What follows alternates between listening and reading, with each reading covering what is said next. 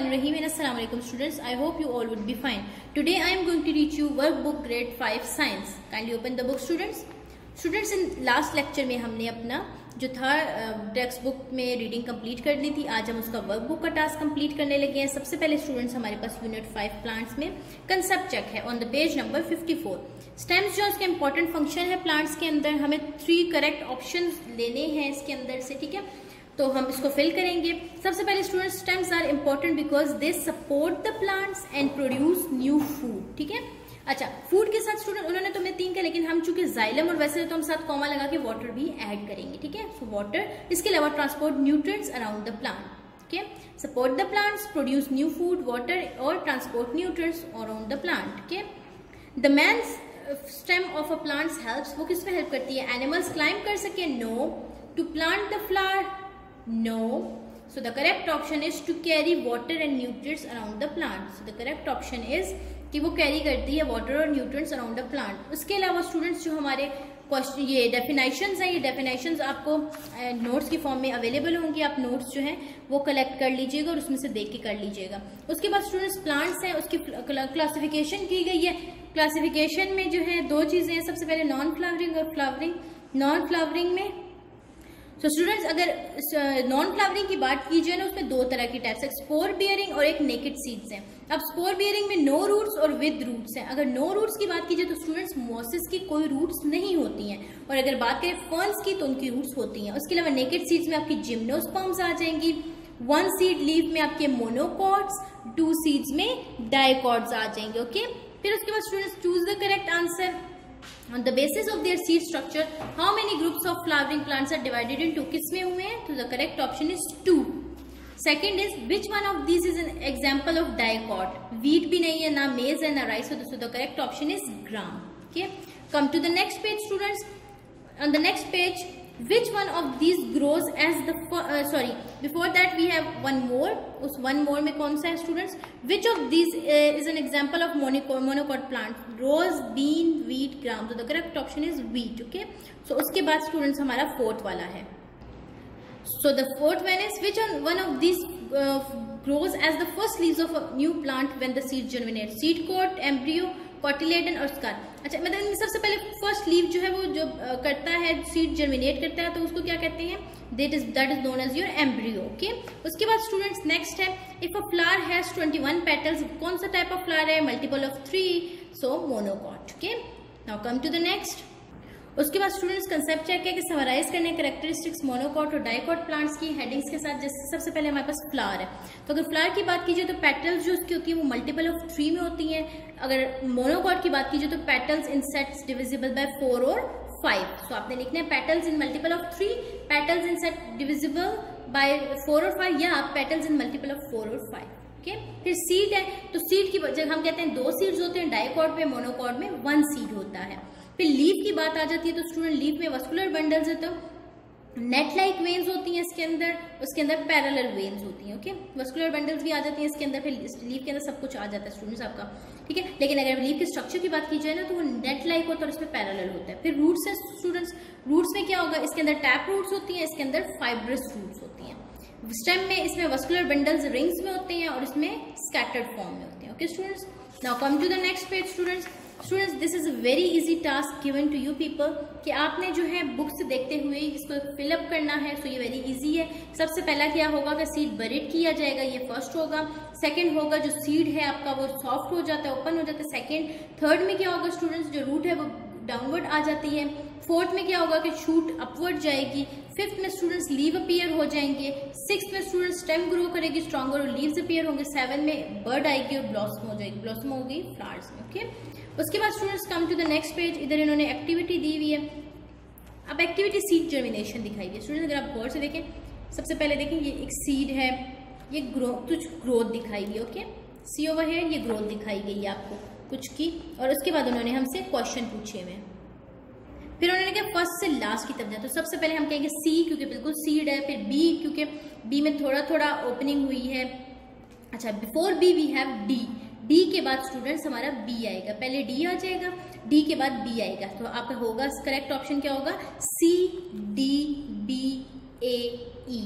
Okay, क्योंकि देखें सी है तो सी मतलब पहले सीड है, फिर उस पर डी मतलब एक निकला है, फिर उस पर शूट, पहले आपकी रूट फिर शूट दोनों, तो इस तरह करके, ठीक है। फिर इसके बाद which picture shows plant starting to germinate, plants कब जर्मिनेट हुए, तो अगर आप देखें तो सी और डी जो है वो दिखा रहे हैं, तो सी डी, और जो पहले अगर आप एक ऑप्शन की बात करें तो सी है, तो सी और डी हम दोनों लिखेंगे। फिर उसके बाद which part of the plant जो है वो ग्रो कर रहा है पिक्चर बी में, पिक्चर बी में क्या हो रहा है, रूट्स और शूट्स, तो रूट्स और शूट्स लिखेंगे आप। अच्छा, उसके बाद कहते हैं सिमिलरिटीज और डिफरेंसेस क्या है ए और ई पिक्चर में। अगर आप ए और ई पिक्चर को देखें ना स्टूडेंट्स, ये ई और आपकी ये पिक्चर है, तो आप देखें तो सबसे पहले आप लिखेंगे roots and leaves are present on both, second लिखेंगे less flowers in A then E, तो पहले लिखेंगे roots and leaves are present on both, फिर सेकंड में लिखेंगे less flowers in A and then E. उसके बाद स्टूडेंट्स ई ऑप्शन है कि ई इज जो है what is the adult plant, how do you know, E जो है वो अडल्ट प्लांट है क्योंकि ज्यादा लीव्स और बर्ड्स जो हैं उस पे अपीयर होते हैं, so you have to write E is the adult plant because more leaves and birds appeared on it. उसके बाद स्टूडेंट्स ये एमसीक्यूज हैं, ये एमसीक्यूज आप लोग खुद सॉल्व करेंगे, बहुत इजी है, समझा चुकी हूँ मैं ऑलरेडी, सो आप इसको खुद फिलअप करेंगे। Now come to the next students, उसके बाद आप लोगों को यहाँ पे एक ऑब्जर्वेशन और डिफरेंट कंडीशंस बताई गई हैं कि प्लांट्स जो उनको डिफरेंट कंडीशन में रखा गया 7 डेज के लिए, ये हम वो पढ़ेंगे ना जो स्टूडेंट्स हमने बताया कि ये चीज़ें ज़रूरी होती हैं सर्वाइवल के लिए प्लांट्स की। जो अपीयरेंस है लीव्स की वो एग्जामिन की गई। अब देखें ए में बिल्कुल टूट गए हैं, खत्म, बी में हेल्दी प्लांट है, सी गिर रहा है एक तरफ पे, लीनिंग हो रही है उसकी, उसके बाद जो डी है उसमें थोड़ी सी ग्रोथ हुई हुई है, ठीक है।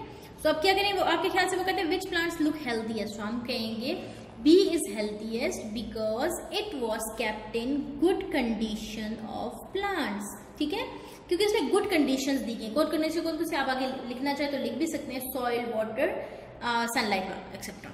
इसके बाद स्टूडेंट्स नेक्स्ट है which plant has pale leaves and stem that is leaning to one side, who do you think this is, C plant जो है उसका पेल लीव्स हैं और लीनिंग स्टेम है क्योंकि एब्सेंस है सनलाइट की, okay, so you have to write it. उसके बाद स्टूडेंट नेक्स्ट है कि जब प्लांट जो होता है, when plant has no flower and does not look alive, किस पिक्चर में ऐसा है, तो हम कहेंगे A has no flowers because it took no, किसका वाटर ही नहीं था, ठीक है। सेकंड है what is wrong with plant D, what do you think this happened to it, तो हम कहेंगे it showed stunt growth, stunt मतलब छोटी growth, due to less favourable condition, मतलब दैट इज ऐसे लगा के दैट इज लाइट, ठीक है। अब students what you people have to do is के मैच करना है प्लांट्स को अकॉर्डिंग टू द कंडीशंस। अब किस कंडीशंस के मुताबिक, like water, light, cold room, तो मैं डी लिखना है, no water, light and warm room A, then water, warm room and no light C, water, light, warm room B, okay. So come to the next conditions क्या चाहिए होती है, सबसे पहले स्टूडेंट लाइट के साथ आप ब्रैकेट में वार्मथ भी लिख सकते हैं, ठीक है, क्योंकि लाइट की वजह से वार्मथ, उसके अलावा वाटर्स और air and soil, so light, air, water, soil के स्टूडेंट्स। उसके बाद स्टूडेंट्स नेक्स्ट अगर आप आते हैं तो नेक्स्ट में क्या है स्टूडेंट्स, उन्होंने कुछ एग्जांपल्स दी नहीं, या आपको फूड दिया हुआ part of the plant eaten, ठीक है, तो आपने फिल करना है, कुछ मैंने फिल किया, कुछ आप खुद करेंगे। लाइक सबसे पहले उन्होंने मैंगो के फ्रूट के तौर पे, तो इसके बाद अगर मैं बात करती हूँ जिंजर, सी ओवर है, इधर जिंजर है, तो जिंजर की मैंने बात की, जिंजर रूट्स लेते हैं, खाते हैं, कैरेट के भी रूट्स लेते हैं, स्पिनच के हम लीव्स खाते हैं, टैटो के स्टेम, और जो बाकी है स्टूडेंट्स आपने खुद फिल करने हैं अकॉर्डिंग, जिससे मैंने आपको समझा चुकी हूँ, लिहाजा उस अकॉर्डिंग आपने सॉल्व करने हैं। फिर उसके बाद स्टूडेंट्स इन्होंने हमें दिया हुआ क्लासीफाई करना है इसको फ्लावरिंग और नॉन फ्लावरिंग में। देसी है, देसी जो हमारे पास फ्लावरिंग है, मस्टर्ड फ्लावरिंग है, फ्लावर्स देता है ना, सिडर जो है वो नॉन फ्लावरिंग है, रेडवुड भी नॉट फ्लावरिंग है, ब्लूबेरी फ्रूट देता है तो ये फ्लावरिंग, क्योंकि फ्रूट हमेशा फ्लावर से आता है, ओके। फिर जो है वो भी नॉन फ्लावरिंग है, स्प्रूस जो है नॉन फ्लावरिंग है, ट्यूलिप फ्लावरिंग है, पाइन भी नॉन फ्लावरिंग है। सो मैंने आपको बता दी है और ये मैंने फिल भी किया हुआ है, सो आप इसको देख के इधर से देख के भी फिल कर सकते हैं, ओके स्टूडेंट्स। फिर स्टूडेंट्स नेक्स्ट है कि 3 मोनोकॉट प्लांट्स और डाइकॉट प्लांट्स मैंने बुक नंबर पेज 44 से, तो सी ओवर है, ये मैं आपको दिखा देती हूँ पेज नंबर 44 से, ये आपने यहाँ से देख के बनाने हैं, ओके स्टूडेंट्स। फिर नेक्स्ट है सीड जर्मिनेशन, ये देख लें स्टूडेंट, सीड जर्मिनेशन है आपके पास। सीड जर्मिनेशन में आप लोगों ने what you people have to do is student page number 48 पे ये डायग्राम आपने यहाँ से देख के बना लेनी है। ओके स्टूडेंट्स, फिर उसके बाद है answer the following question.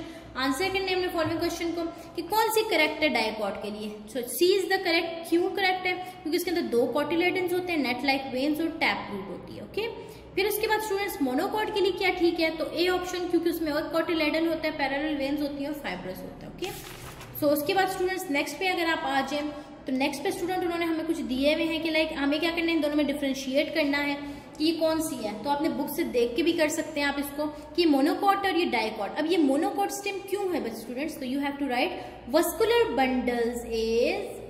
Bundle is in scattered form. Scattered form है ना। फिर उसकी इधर लिखेंगे आप डाइकॉट स्टेम। क्यों? क्योंकि vascular bundle is in ring form. ठीक है, you have to write vascular bundle is in ring form. Next leaf, तो आपने कहना है ये मोनोकॉट लीफ है। क्यों? क्योंकि यहाँ पैरेलल वेन्स हैं। और ये डाइकॉट लीफ है क्योंकि यहाँ नेट लाइक वेन्स है। तो आप लिखोगे dicot leaf, net like veins. बाकी स्टूडेंट्स इसके नोट्स जो है वो आपको अवेलेबल होंगे, काइंडली विजिट करके नोट्स कलेक्ट कर लीजिएगा, अपना काम कंप्लीट कर लीजिएगा। Till then students stay safe, अल्लाह हाफिज़।